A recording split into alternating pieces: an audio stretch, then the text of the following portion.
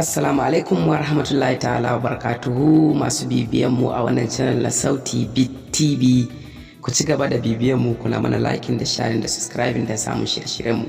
Kuma duk mai so a buga masa kiɗa na waka walau na aure ko suna ko wakar siyasa ko birthday ko na masarauta, tuntube mu ya ɗauki number mu ya kira mu, ko kuma na uwa uba yabon annabin rahama sallallahu alaihi wasallama tare da waliyai da sharifai da 'yan gidansa ahlul baiti, sai mun ji ku.